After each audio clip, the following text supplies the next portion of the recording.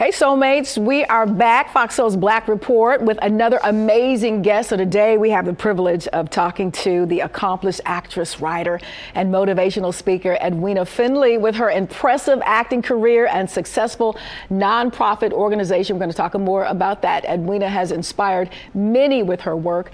So let's get to know more about this fascinating journey. I want to welcome you to the show, Edwina. Thank you so much. It's so wonderful to be here. Absolutely. We just appreciate you. I love the energy. You look fantastic. And I'm ready to talk a little bit about what you are up to, sister. Yes. Oh, my goodness. What am I not up to? I know. So I'm launching a new TV series on Amazon called The Power. Okay. It comes out this Friday. It's a global 9-part series that we filmed in London, in South Africa, in Eastern Europe, in Canada.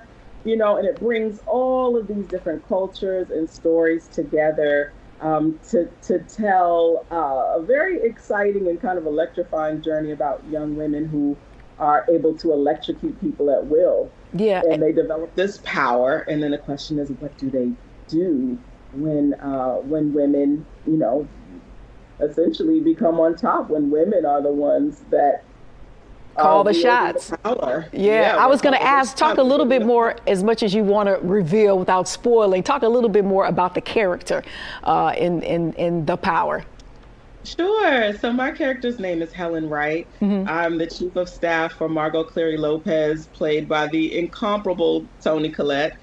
And I'm pretty much the one that in the government, I'm trying to stay 15 steps ahead of the governmental leaders, of what's happening in the city. Right now, when you enter into the series, the whole city's on fire. Oh, wow. Right? There's fires breaking out everywhere, and we're trying to get to the bottom of it. And we realize that it's because these girls now literally have fire and electricity coming out of their hands.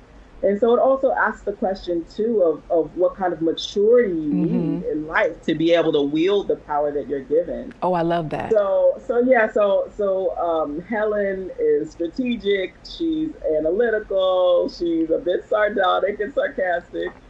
I'd say stylish. You know, she kind of adds a bit of humor to the show, but also is really about, you know, keeping Margot together, focused, and really getting ahead of this new worldwide phenomenon. Talk about, you know, black girl magic on steroids. Let's talk about your magic and your experience performing, you know, on stage, and how that differs from your experience on the screen. We know that you know, you've had a long journey, and it continues with some of the successes, especially with Power.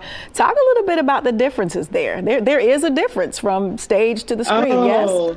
There's absolutely a difference. I was born and raised in Washington, D.C., and I'm so grateful that I was raised in a city that not only cultivated my artistry, but also cultivated my blackness, which was just a wonderful chocolate city combination. Yes, I was just about to say, we called it Chocolate City back then growing up. We sure did. It's just wonderful, you know, and so I went to Duke Ellington School of the Arts there, studied theater.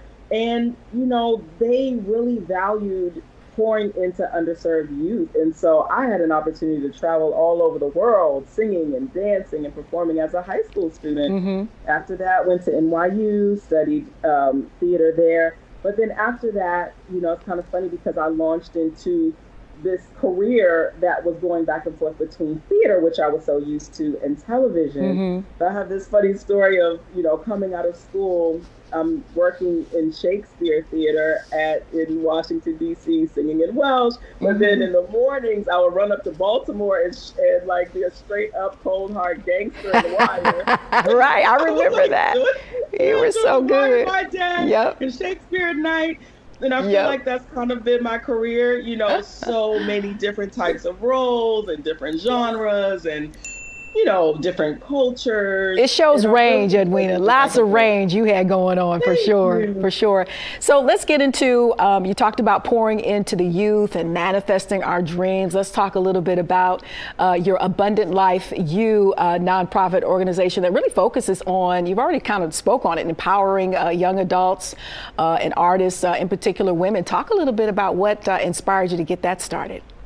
Sure, absolutely. Sometimes I find that the people that feel closest to a matter or an issue are the people that's gone through it, right? And so when I was a young person, beating the cold, hard streets of New York City, it was really, I was looking for my dream. I was praying for my dream. I was asking God, if I could partner with him to manifest this life that I was believing for myself. Right. And during that time, New York City was going through a lot because it was right after 9/11. People were experiencing a lot of turmoil. And so I decided to begin this nonprofit organization, Abundant Life U, and myself and a team, we would travel all over New York, Brooklyn, Queens, Staten Island, predominantly in housing projects. And we just made it our mission to really set the world ablaze as far as people being able to see their purpose and vision and calling. And then over the years, especially, moving to Hollywood, I've been able to garner some of my celebrity friends. And we just have come together to really empower the next generation of artists, creatives, business leaders. We believe that some of the brilliance, and especially within our African American community, that there is brilliance, that we have that may not be fully tapped. So we have programs like financial planning, goal setting. We started a school a few years back and created a program called Artist CEO to really help develop the next generation.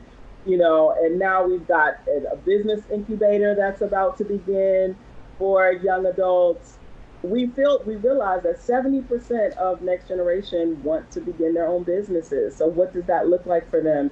And then a big part of it too is called Abundant Life, right? So there's a very spiritual element to it as well. Yeah. There's a mental health and faith component as well. And so we are faith-based, and that's a big part of what we want to share as well, that God has a plan for all of our lives, and how can we strategically partner with him. Absolutely. The manifestation of it. Absolutely. Girl, that's not a nonprofit. That is a movement and a ministry. We love it. We love it. We love it. Real quick, we got about 10 seconds. I want to wrap up with, we can catch The Power this Friday. Where about again? Where can we watch that? Yes, it's going to be, the first 3 episodes are going to drop on Amazon Prime in 240 countries. So it's amazing. Global. Amazing. Dropping this Friday, and then 1 episode a week after that. Okay, sounds good. Edwina Findley, thank you so much, sister. You're an official soulmate. We got to have you back to talk more about this movement and this ministry, and we'll be looking for you. And when you win that Oscar one day, you better come back and let me touch it. I received it. I know that's right. All right, we love you. Thank you for your time today. We'll talk soon. Take care. Be safe. Thank you. Bye.